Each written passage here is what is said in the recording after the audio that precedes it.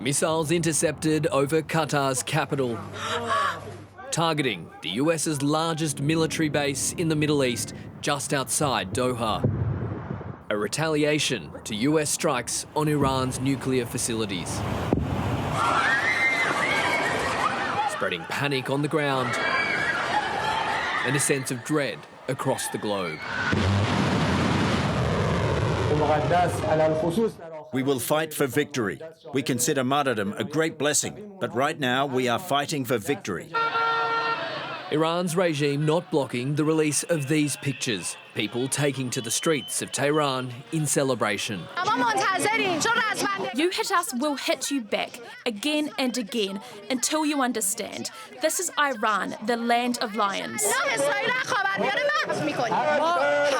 All the Americans in the Middle East, all their military personnel should be sent back in coffins.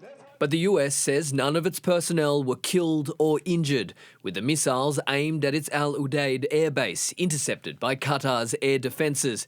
Qatar had also temporarily shut down its airspace. We're safer being on the ground than in the air, and we're safer being in the airport than in hotels outside as well, I believe. But hopefully things will be safe to leave soon. The US warned Iran against this retaliation, but it does appear to be highly calculated, with reports Iran informed Qatar and the US of the strike hours in advance. We were like, what was that? And we didn't immediately think, oh gosh, dive under the tables, we're under attack. It was simply a case of bewilderment. Donald Trump let the world know he considered the matter done. Posting online, Iran has officially responded with a very weak response, which we expected and have very effectively countered. Shortly after claiming an extraordinary breakthrough, a complete and total ceasefire, to begin within hours and then lead to an official end to the 12-day war in 24 hours. God bless Israel, God bless Iran, God bless the United States of America. I think the president really hit the reset button and said, look, let's actually produce long-term peace for the region. That's always been his goal. I actually think when we look back, we will say the 12-day war was an important reset moment for the entire region. As Donald Trump's deadline approached, Iran claimed there was no agreement, but seemingly endorsed the ceasefire. Its foreign minister insisting Israel started the war, and if it stopped, Tehran would do the same. One of the final barrages from Iran killed several people in southern Israel.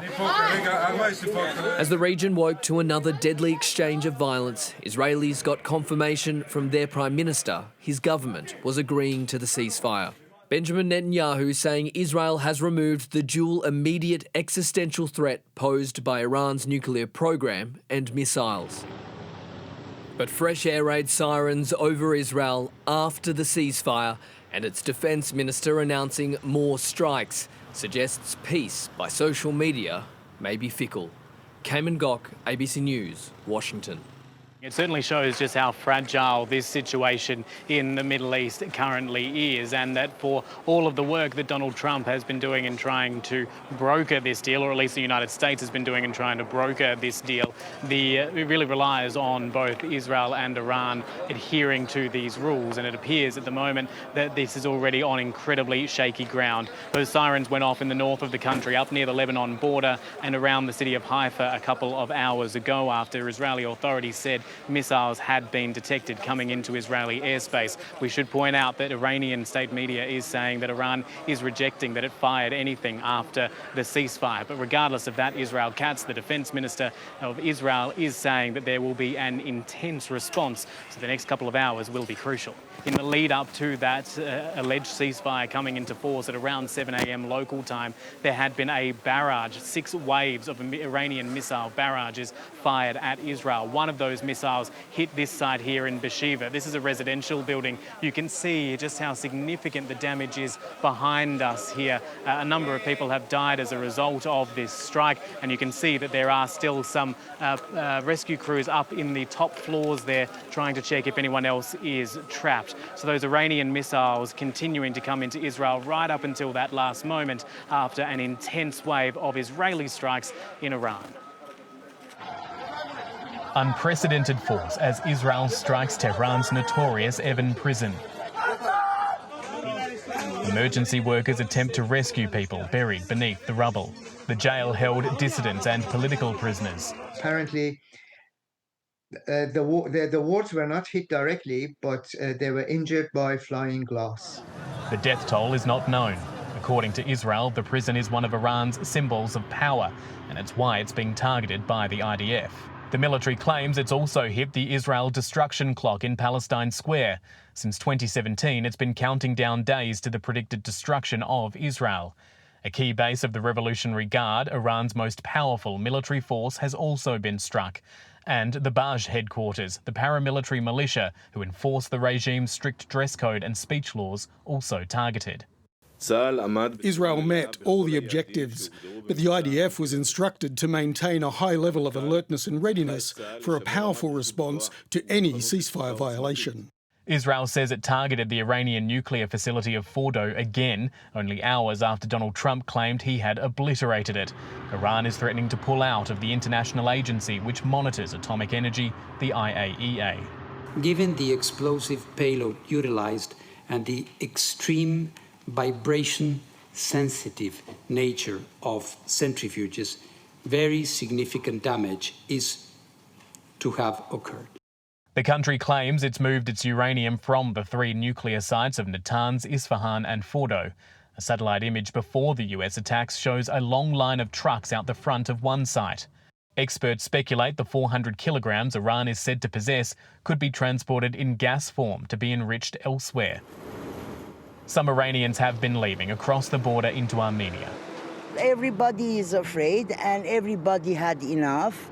As the ceasefire took hold, the ABC spoke to some Iranians who have welcomed the pause but remain worried for their nation's future. I'm happy if there's peace because war doesn't bring regime change. I am full of anger. This regime is still here. Our country is destroyed. Many people have been killed for nothing. I would have preferred Israel to destruct and weaken the regime led by Khamenei. Johnny, you hungry at all?